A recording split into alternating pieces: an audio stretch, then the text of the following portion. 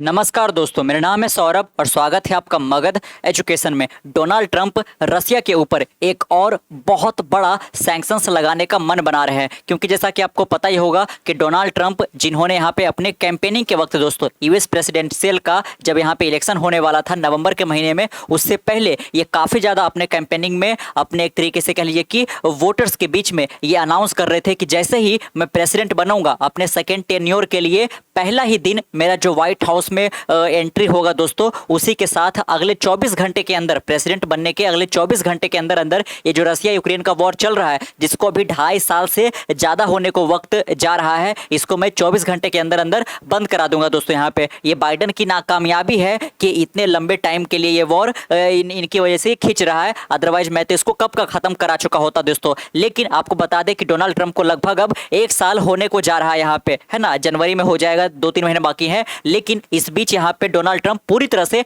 नाकामयाब साबित होते हुए नजर आ रहे हैं दोस्तों। यहाँ पे इसके लिए इन्होंने क्या कुछ नहीं किया। अलास्का में रसिया के साथ मीटिंग बुलाई दोस्तों, यहाँ पे यूरोपियन यूनियन के सारे कंट्री के साथ इन्होंने अपना मीटिंग रखा। भारत के ऊपर, जो कि भारत अमेरिका का स्ट्रैटेजिक अलायंस है दोस्तों, इतना एक मित्र मुल्क है यहाँ पे, इसके बावजूद भी भारत जैसे देश पर यहाँ पे 50% का टैरिफ इन्होंने इम्पोज कर दिया यहाँ पे। लेकिन इसके बावजूद भी एक तरीके से कहिए कि रसिया जो है वो बैक का स्टेप लेने का नाम नहीं ले रहा है। रसिया यूक्रेन का जो वॉर है दोस्तों वो खत्म होने का नाम ले रहा है। कुछ ही दिन पहले यहाँ पे रशिया ने one of the deadliest drone attack जो है हाल के दिनों में यूक्रेन के ऊपर किया यहाँ पे। तो डोनाल्ड ट्रंप तो पूरी तरह से अब नाकामयाब साबित होते हुए नजर आ रहे हैं, और बाकायदा यहाँ पे कई बार ऐसा हो रखा है यहाँ पे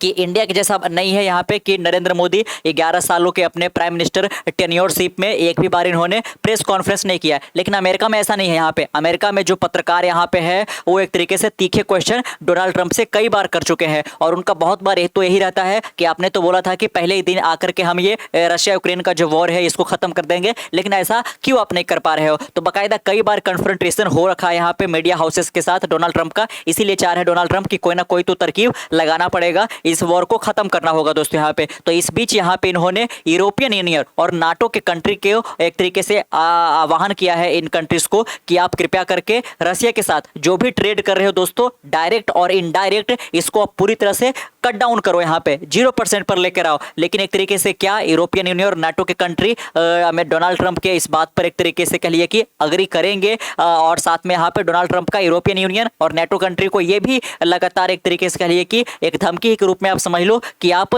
चाइना और एक तरीके से कह लीजिए कि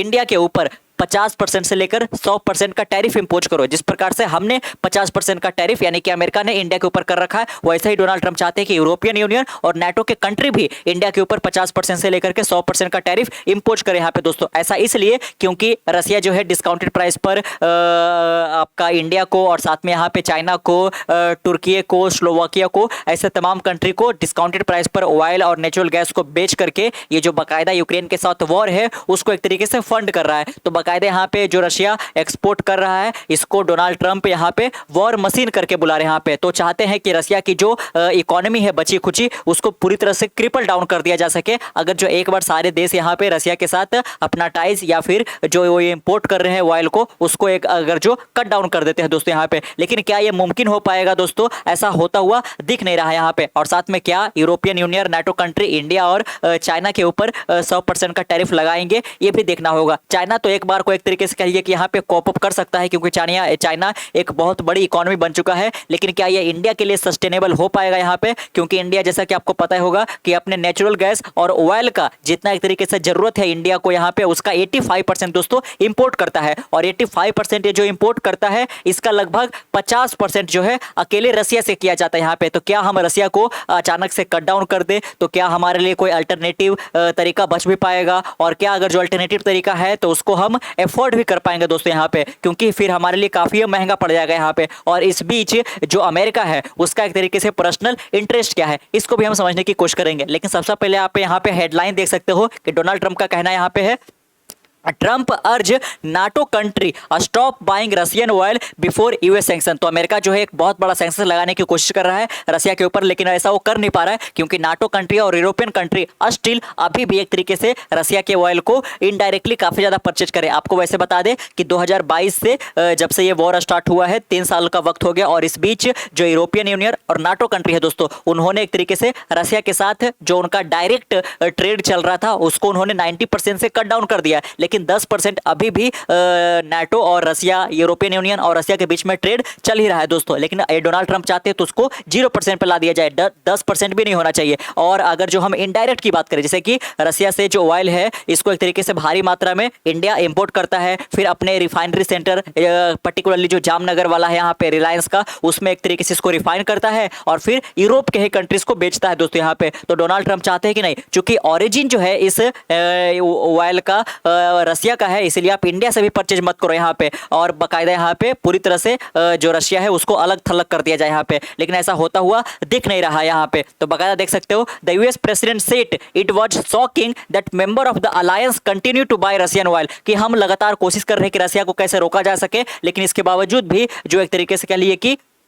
यूरोपियन यूनियन के कंट्री है वो अभी भी रशियन ऑयल को खरीदते जा रहे हैं यहाँ पे। और साथ में यूरोपियन यूनियन से उन्होंने अर्ज भी किया है कि आप क्या करके 50 से 100% जो टैरिफ है वो चाइना और इंडिया पर लगाओ, ताकि जो रशिया का इकोनॉमिक ग्रिप है दोस्तों उसको कमजोर किया जा सके यहाँ पे। लेकिन अगर जो इंडिया ऐसा करता है, रशिया से अपना पूरा जो एक तरीके से डिपेंडेंस है उसको खत्म कर लेता है दोस्तों, तो इंडिया के लिए काफी ज्यादा ये महंगा पड़ने वाला है यहाँ पे। और इंडिया के अंदर जो है फ्यूल वगैरह का शॉर्टेज भी हो जाएगा, डिमांड तो कम होने वाला नहीं है यहाँ पे, जिसकी वजह से जो इंडियन कंज्यूमर है उनको काफी महंगा पड़ने वाला है। और वही सेम सिनेरियो जो है यूरोपियन नेशन और नेटो कंट्रीज के बीच में भी देखने को मिल रहा है कि अगर जो अचानक से यूरोपियन यूनियन जो 10% रशिया के साथ डायरेक्ट ट्रेड कर रहे हैं और साथ में जो इंडिया से वो ऑयल इंपोर्ट कर रहे हैं, अगर जो इसको पूरी तरह से वो फिनिश कर देते हैं दोस्तों, तो एक तरीके से यूरोपियन यूनियन नेटो कंट्रीज के अंदर बहुत ज्यादा फ्यूल का शॉर्टेज हो जाएगा। और बाकायदा अगर जो कोई ऑल्टरनेटिव वो एक तरीके से मेथड अपनाते हैं, कहीं और से मंगवाने की कोशिश करते हैं, जैसे कि मोस्ट प्रोबेबली अमेरिका ही चाहता है कि रशिया से ना खरीद कर आप अमेरिका से खरीदो यहाँ पे। और हवाला क्या दिया जा रहा है कि रशिया यूक्रेन के ऊपर चढ़ाई कर रहा है, इसलिए आप वहां से मत खरीदो। तो बाकायदा अगर जो यूरोपियन यूनियन अल्टरनेटिव मेथड अपनाते हैं तो उनको काफी ज्यादा खर्चा करना पड़ जाएगा, और यूरोपियन यूनियन के जो एक तरीके से कंज्यूमर है उन्हीं को काफी ज्यादा कॉस्टली पड़ जाएगा। इसलिए ये लोग धीरे धीरे करने की कोशिश कर रहे हैं, अचानक से जैसा अमेरिका चाह रहा है वैसे लोग करने की कोशिश नहीं कर रहे हैं। और बाकायदा यहाँ पे हम डोनाल्ड ट्रंप का बयान भी यहाँ पे देखेंगे दोस्तों, जैसा कि अभी तक आपने तो देख ही रखा है, डोनाल्ड ट्रंप ने या फिर अमेरिका ने कई प्रकार के सैंक्शन जो है अनाउंस कर रखे हैं। स्विफ्ट सिस्टम से बाकायदा रशिया को बाहर कर रखा है यहाँ पे। और बाकायदा देख सकते हो, I am ready to do major sanctions on Russia when all NATO nation have agreed and started to do the same thing and when all NATO nation stop buying oil from Russia, कि मैं एक बहुत बड़ा major sanctions जो है Russia के ऊपर लगाने के लिए पूरी तरह से तैयार हूं, लेकिन ये तभी पॉसिबल और ये कारगर साबित होगा जब एक बार जो नाटो है यहाँ पे, नॉर्थ अटलांटिक ट्रीटी ऑर्गेनाइजेशन के सारे जो 32 के 32 देश है वो एक तरीके से कह लीजिए कि जैसा अमेरिका कर रहा है वैसा अगर जो वो लोग रशिया के ऊपर करते हैं तो बाकायदा यहाँ पे देख सकते हो जो उनका ट्रूथ सोशल अपना खुद का जो मीडिया प्लेटफॉर्म है वहां पे इन्होंने अनाउंस किया यहाँ पे। और साथ में इंडिया को लेकर के भी यही कहा कि आप लोग ना केवल रशिया से ऑयल इंपोर्ट करना बंद करो, बल्कि जो इंडिया और चाइना हमारी बात नहीं मान रहा है दोस्तों, जैसा कि आपको पता होगा कि लगातार टैरिफ का थ्रेट दिया गया इंडिया को यहाँ पे, लेकिन इंडिया झुकने से मना कर दिया। और देखने को मिला कि एससीओ समिट में यहाँ पे जो संघाई में रखा गया था, शंघाई कोऑपरेशन ऑर्गेनाइजेशन का, यहाँ पे उसमें इंडिया भी शिरकत किया गया दोस्तों। 7 सालों के बाद जो प्राइम मिनिस्टर मोदी है वो एक तरीके से शी जिनपिंग से मुलाकात किया यहाँ पे, और बाकायदा यहाँ पे जो परेड निकाला गया उसमें पुतिन और किम जोंग उन भी पहुंचे थे। Trump proposed that NATO as a group place 50 to 100% tariff on China to weaken its economic grip over Russia यहाँ पे। Trump also wrote that NATO commitment to win the war has been far less than 100%, that it was shocking that some member of the alliance country used to buy Russian oil as if speaking to them he said it greatly weaken your negotiating position and bargaining power, कि आप जिस प्रकार से आपके जो alliance में कुछ country खरीद रहे हैं इसकी वजह से आपका जो नेगोशिएशन पोजीशन है, जो बार्गेनिंग पावर है वो काफी ज्यादा कमजोर हो जा रहा है। इसलिए अमेरिका भी कुछ नहीं कर पा रहा है और बाकायदा ये वॉर रुक नहीं रहा है। लेकिन पर्सनल इंटरेस्ट जो है वो डोनाल्ड ट्रंप का है, क्योंकि उनको चाहिए बाकायदा यहाँ पे कि इस वार को खत्म करा दे ताकि उनको नोबेल प्राइज दिया जा सके दोस्तों यहाँ पे। और साथ में क्रेडिट भी वो लेना चाहते हैं यहाँ पे, कहीं भी वॉर रुकता है तो अमेरिका तुरंत क्रेडिट लेता है। देख सकते हो कि नाटो मेंबर का अगर जो आप टर्की को लो, टर्की जो है यूरोपियन यूनियन का हिस्सा नहीं है, लेकिन जो नाटो एक मिलिट्री अलायंस है उसका टर्की जो हिस्सा है दोस्तों, और साथ में टर्की जो है उसका रशिया के साथ काफी क्लोज अलायंस भी हो रखा है यहाँ पे। पे टाइज भी बढ़िया यहाँ पे। तो टर्की जो है आप उसको कितना भी मनाने की कोशिश करो, टर्की तो मानने वाला नहीं है कि हम रसिया से ऑयल तो कंटिन्यू परचेज करेंगे ही दोस्तों। और बाकायदा देख सकते हो कि जो टर्की है वो तीसरा सबसे बड़ा बायर है रशियन ऑयल का, इंडिया चाइना के बाद यहाँ पे। उसके अलावा 32 मेंबर का जो ये अलायंस है नाटो के रूप में, उसमें आप हंगरी और स्लोवाकिया को देखो तो ये लोग भी एक तरीके से काफी ज्यादा मात्रा में रशियन ऑयल को परचेज कर रहे हैं यहाँ पे। तो बाकायदा जब तक सारे के सारे जो मेंबर कंट्री है वो एक तरीके से कंप्लीटली रशियन ऑयल को खरीदना बंद नहीं कर देते हैं, तब तक इनका जो नेगोशिएटिंग पावर है वो एक तरीके से कारगर साबित नहीं हो पाएगा और बाकायदा ये वॉर भी रुकने का नाम नहीं लेगा दोस्तों। तो अगर जो हम हंगरी और स्लोवाकिया का यहाँ पे देखें तो ये दोनों कंट्री जो है वो लैंड लॉक कंट्री है दोस्तों, यानी कि इनके बॉर्डर में किसी प्रकार का कोई कोस्टल लाइन नहीं है कि समुद्र से किसी और के यहाँ से रसिया ये ऑयल को परचेज कर पाए। इसीलिए ये लोग लगातार जो पाइपलाइन के थ्रू आता है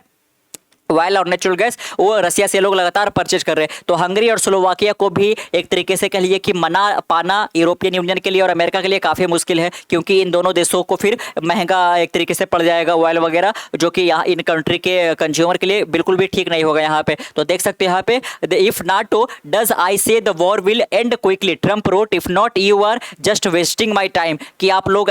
कुछ सैंक्शंस लगा नहीं रहे हो रसिया के ऊपर, बल्कि सैंक्शन तो छोड़ो, आप लोग ऑयल परचेज करना बंद नहीं कर रहे हो और इस प्रकार से मेरा जो टाइम है वो वेस्ट हो रहा है। देख सकते हो यहाँ पे कि किस प्रकार का लिखा है, इफ नॉट, अगर जो आप लोग ऐसा नहीं करते हो जैसा कि मैं आपको कह रहा हूँ, तो आप लोग पूरी तरह से मेरा टाइम जो है वो वेस्ट कर रहे हो दोस्तों यहाँ पे। लेकिन टाइम वेस्ट नहीं, आपको जो क्रेडिट लेने का चूल मचा हुआ है, क्योंकि आपने जैसा अनाउंसमेंट किया था कैंपेनिंग के वक्त, आप उस पर खड़े नहीं उतर पा रहे हो, कई बार आपसे कन्फ्रंटेशन हो जा रहा है, इसको लेकर के आप जो दोष है वो यूरोपियन यूनियन नाटो कंट्री के ऊपर डाल रहे हो और साथ में इंडिया को ब्लेम कर रहे हो दोस्तों। जबकि अमेरिका भी जो है वो इनडायरेक्टली रसिया से बहुत कुछ परचेज करता है यहाँ पे, है ना। As he struggle to deliver और प्रोमिस, देख सकते हो कि मेरे जो डोनाल्ड ट्रंप है वो अपने प्रोमिसेस को डिलीवर करने में काफ़ी ज़्यादा स्ट्रगल कर रहे हैं, क्योंकि इन्होंने कहा था कि अब वो जो वॉर है उसको जल्दी से खत्म कर देंगे दोस्तों, लेकिन ऐसा वो कर नहीं पा रहे। और साथ में इंडिया के ऊपर 50% का इन्होंने टैरिफ लगा रखा है यहाँ पे, और सिमिलर एक्शन जो है वो चाइना के ऊपर भी लेने की बात कर रहे हैं। तो बाकायदा यहाँ पे देखना होगा कि क्या जो यूरोपियन यूनियन और नाटो कंट्री है वो एक तरीके से कह लीजिए कि अमेरिका की बात मानते हैं या फिर नहीं मानते, यहाँ पे देख सकते हो। और साथ में हाल के दिनों में देखा जाए कि मेजर डेवलपमेंट क्या हुआ है, तो बाकायदा रसिया ने, जैसा कि हमने बताया, कि डेडलीस्ट अटैक जो है यूक्रेन के ऊपर किया, और इस बीच कुछ जो ड्रोन है वो पोलैंड के टेरिटरी पर भी एक तरीके से जा गिरा। और पोलैंड जो है एक नाटो का मेंबर कंट्री यहाँ पे है दोस्तों। तो ये जो वॉर है और ज़्यादा एक्सकेलेट यहाँ पे से हो सकता है, फिर ये रसिया वर्सेस यूक्रेन का मामला नहीं रहेगा, ये रसिया वर्सेस नाटो का हो जाएगा। और अगर जो ऐसा होता है तो ये तीसरा वर्ल्ड वॉर का एक तरीके से कह लिए कि ओपनिंग बेल जैसा होगा यहाँ पे। तो देख सकते हो कि हाल ही में देखा हमने कि पुलिस का जो एयर स्पेस है, पुलिस का मतलब POLISH, जो आपका पोलैंड का एयर स्पेस है, उसका एयर स्पेस को रसिया ने एक तरीके से वायलेट किया है कई बार यहाँ पे यूक्रेन के इन्वेजन के वक्त यहाँ पे। तो अब एक तरीके से नाटो कंट्री क्या जो अपना ये स्टांस थोड़ा सा बदलेंगे, डोनाल्ड ट्रंप के करीब लेके जाएंगे, क्योंकि इनका जो ड्रोन है वो नाटो कंट्री के ऊपर भी अब गिरना शुरू हो चुका है दोस्तों। तो देखना काफी ज्यादा इंटरेस्टिंग होगा यहाँ पे। और साथ में जो रोमानिया है दोस्तों, पोलैंड के बाद रोमानिया ने भी कंप्लेन किया कि उनका भी एयर स्पेस जो है वो एक तरीके से ब्रीच किया गया है या फिर वायलेट किया गया है यहाँ पे। तो अब देखना होगा कि क्या किसी प्रकार का कोई शांति वार्तालाप हो पाता है, या फिर एक तरीके से जो यूरोपियन यूनियन है और साथ में यहाँ पे नाटो के कंट्री है, क्या वो रसिया से पूरी तरह से जो ऑयल ट्रेड है उसको बंद कर देंगे। और जैसा कि अमेरिका चाह रहा है कि यूरोपियन यूनियन इंडिया के ऊपर और चाइना के ऊपर 100% का टैरिफ लगाए,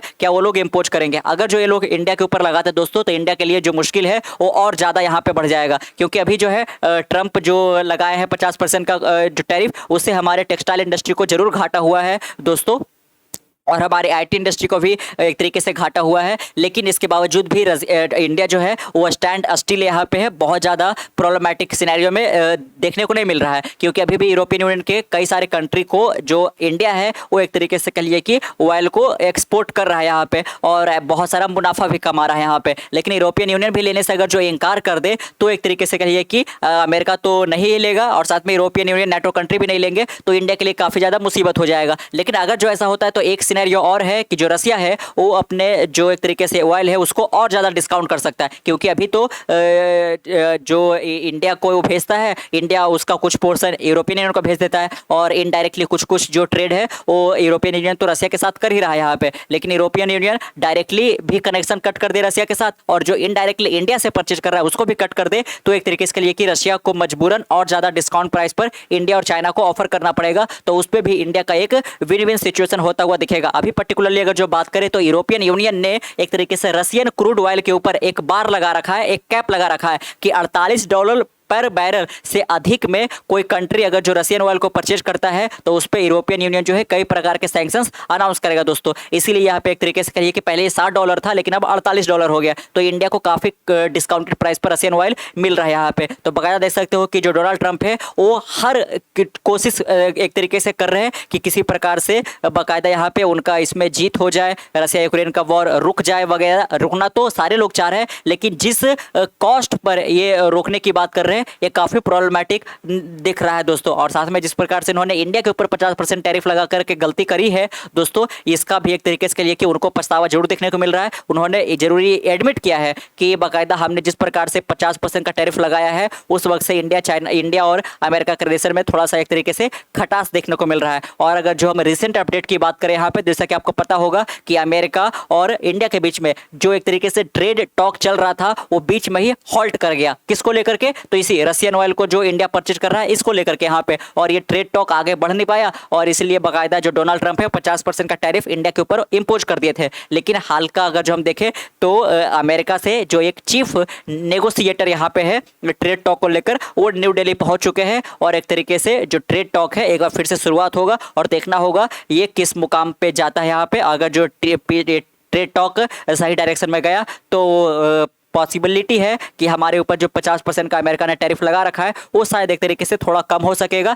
या फिर ऑल टुगेदर इसको हटा भी लिया जाएगा दोस्तों यहाँ पे। तो क्या कुछ यहाँ से होकर आने वाला है? समीकरण बहुत ज़्यादा कॉम्प्लेक्स होता हुआ दिखाई दे रहा है यहाँ पे, क्योंकि America, European union, NATO country और यूरोपियन यूनियन नाटो कंट्री के सारे कंट्री का जो स्टांस है वो एक जैसा दिख नहीं रहा है। बहुत सारे प्रो रशियन भी है और एक तरीके से बहुत सारे प्रो अमेरिकन भी यहाँ पे है और साथ में इसमें इंडिया चाइना का भी आ रखा है। तो कैलकुलेशन काफ़ी ज़्यादा एक तरीके से कॉम्प्लेक्स होता हुआ नजर आ रहा है। तो कैसा लगा आपका आज का वीडियो? नीचे कमेंट बॉक्स में जरूर अपने ओपिनियन को साझा कीजिएगा। मिलते कल एक नए वीडियो के साथ, तब तक के लिए keep learning, keep growing. This is Saurabh signing off C expert. Bye bye.